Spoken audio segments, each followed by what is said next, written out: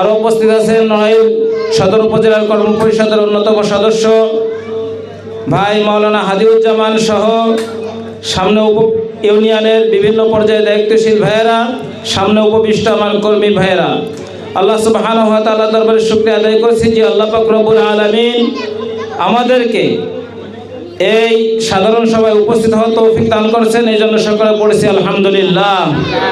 দুরূদ ও সালাম পেশ করি বিশ্ব মানবতার মুক্তির দূত সাইয়্যিদুল মুরসালিন রাহমাতাল লিল আলামিন খাতামুন নবিয়্যিন জনাবে মুহাম্মদুর রাসূলুল্লাহ সাল্লাল্লাহু আলাইহি ওয়াসাল্লাম শহীদদের উপর মাগফিরাত কামনা করেই অল্প সময়ে দু একটা কথা বলে শেষ করব। আল্লাহ পাক রব্বুল আলামিন যদি তৌফিক দান করেন, সকলে আমিন।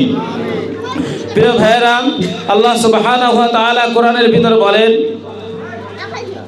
যে সমাজের ব্যক্তিরা নিজেদের ভাগ্যের পরিবর্তন চায় না, আল্লাহ পাক রব্বুল আলামিন তাদের ভাগ্যের পরিবর্তন করে দেন না, ঠিক কিনা?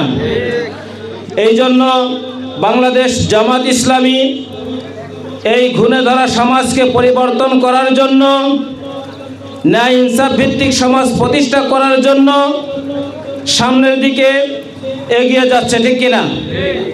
আপনাদের প্রচেষ্টায় বিভিন্ন মেকানিজমের কারণে বাংলাদেশ জামাত ইসলামী গণমানুষের সংগঠন হিসেবে বাংলাদেশে পরিচিত হয়েছে, ঠিক কিনা? আমরা চাই আগামী দিন এই বাংলাদেশ জামাত ইসলামী জনগণের ভালোবাসা নিয়ে, আল্লাহ পাক রব্বুল আলামিনের রহমত নিয়ে যদি আগামী দিন রাষ্ট্র পরিচালনা করার সুযোগ পায়, তাহলে সমাজ থেকে দুর্নীতি, জুলুম, শোষণ, নিপীড়ন এগুলো ইনশাআল্লাহ সমাজ থেকে বিতাড়িত করা হবে ইনশাআল্লাহ।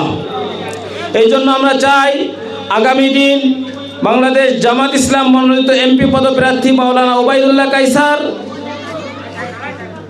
দাড়িপাল্লা মার্কা নিয়ে নড়াইল 1 আসনে তিনি নির্বাচন করছেন।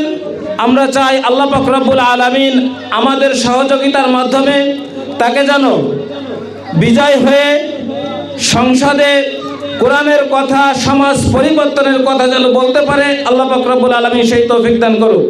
সকলকে শুভেচ্ছা অভিনন্দন জানিয়ে আমার বক্তব্য এখানে শেষ করছি। আসসালামু আলাইকুম ওয়া রাহমাতুল্লাহি ওয়া বারাকাতুহু।